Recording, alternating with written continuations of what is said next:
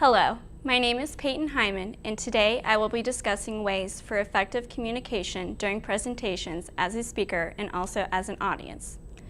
Effective communication during presentations helps us better understand the presenter and the information being given. It enables us to build trust and create environments where creative ideas can flourish. As simple as communication may seem, much of what we try to communicate to others during presentations gets misunderstood, which may cause conflicts for the presenter. It is important that the material of your presentation is concise to the point and tells a story. By learning some of these effective communication skills, you can better connect with your audience and overall give an outstanding presentation. First, it is important to note that in addition to the obvious things such as content and visual aids, that your voice, body language, and appearance are also being taken in by the audience as well. For the voice, how you say it is just as important as what you say. Your body language, in essence, shows expressions of how you are actually feeling. Appearance is especially important because first impressions influence the audience's attitudes towards you. It is important to dress for the occasion. As with most personal skills, oral communication cannot be taught. Instructors can only guide you on it, so as always, practice is essential. It improves your skills generally and also to make the best of each individual presentation you make. This falls into your preparation of your presentation. For your presentation, it is important to prepare what you are going to say to your audience. You must prepare the structure of what you are talking about carefully and logically, just as you would in a written report. It is important to keep in mind the objectives you are talking about and also the main points you are trying to make. Some things that may help you better prepare yourself is writing out a rough draft. Once you review it, you may find certain things that are irrelevant, which you can then delete. You want to check and make sure everything is consistent and flows smoothly. Preparation is also important so that you won't read directly from your script or note cards. Not only does it show your audience that you are unprepared, but it also makes it harder for you to locate the things you are wanting to say. Overall, you need to know exactly what you will be talking about and presenting to your audience. Preparing some note cards that have keywords or phrases on them are ideal for this point.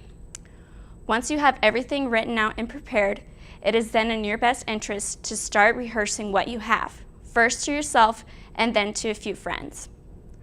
Rehearsing your presentation is essential and can only help and better prepare yourself. In order to have an outstanding presentation, you must make and prepare it to the desired needs and criteria. You will want to start your presentation by greeting your audience and tell them who you are. Most presentations usually follow the criteria of an introduction, body, and conclusion. The introduction begins the section which states your purpose and goals. This typically describes the scope of the presentation along with brief explanation or summary. It may also explain certain elements that are important to the presentation that are not part of the main text. It ultimately gives the audience an idea about what you will be presenting. The body is the section that supports your introduction and makes up the bulk of the presentation. In the body of your presentation, you are mainly exposing the evidence to your audience in your own words. The conclusion is the section that will show your audience why all of your analysis and information should matter to them. It initially allows you to have the last word on the subject you're presenting to your audience. During your presentation, it is important you keep to the time allowed. You do not want to be under time or over time during your presentation. You can practice your time during the preparation stage. As for your visuals during your presentation, it is important to allow enough time for your props to be seen, but also keep in mind how your audience may lose your attention or get bored with the visuals being presented to them. Going on with time, it is important to leave a little bit of room for some discussion after your presentation, usually 2 to 5 minutes unless you are told otherwise. Once you begin your presentation, it is important you have a solid delivery for your audience. Delivery is one of the most important aspects in a presentation. You must speak clearly and be sure not to speak too loud to the point where you are shouting or too low to the point where you are whispering. It may be helpful for you to check the room where you will be presenting to see how big it is.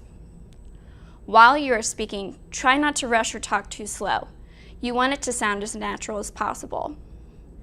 It would be helpful for you to deliberately pause at key points as well. This has the effect of emphasizing the importance of a particular point you are trying to make.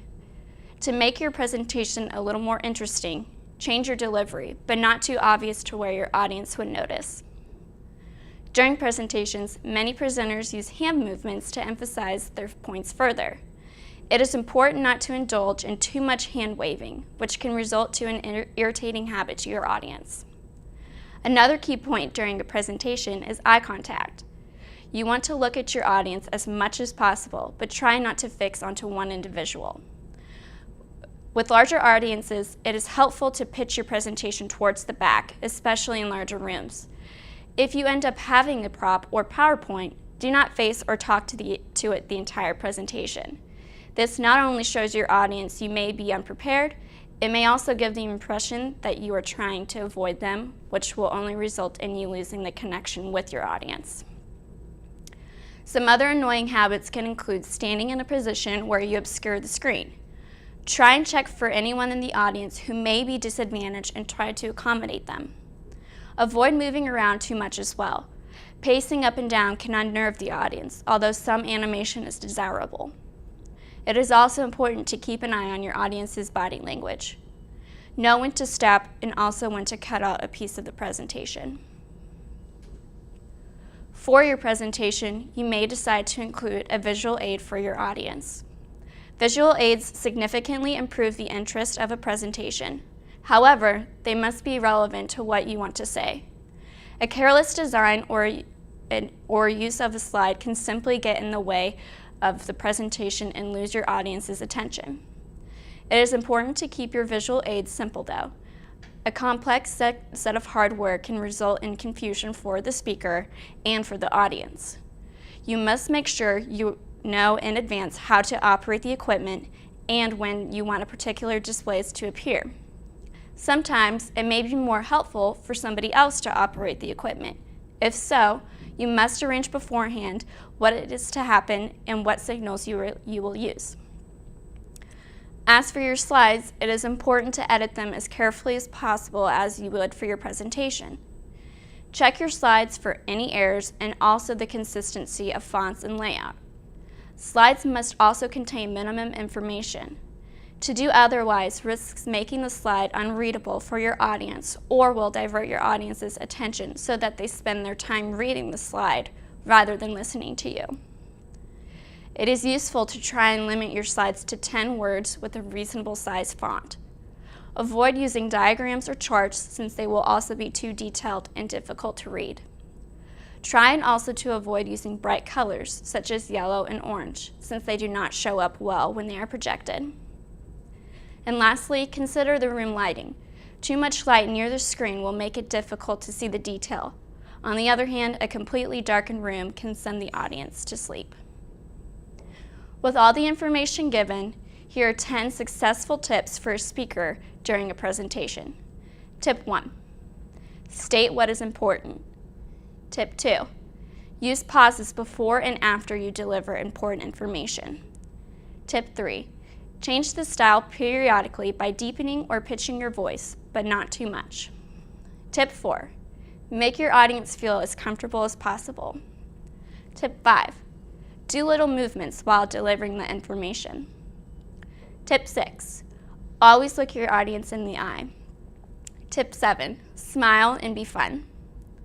Tip 8, tell a story that is relatable to your topic of how a lesson was learned or applied. Tip 9, if you want your audience to take away an important message, repeat the information. And lastly, tip 7, reinforce the message with visuals. As a presenter, you ultimately just need to know your information and have fun with your presentation. Not only will your audience be involved, they will enjoy the information they are receiving from you. So far, we have discussed effective communicative skills for the speaker during the presentation. Now, we must discuss some effective communicative skills that the audience must acquire. One of the biggest fears for a speaker is keeping their audience's attention. Not only is it important for the speaker to show effective communication skills, the audience must do the same as well. Listening is one of the most important aspects of effective communication. Successful listening is not only means the understanding of words or information being communicated, but also understanding how the speaker feels about what they are communicating. Effective listening can make the speaker feel heard and understood, which can help the connection between you and the speaker. It helps the speaker feel safe to express their ideas, opinions, and feelings in creative ways during their presentation.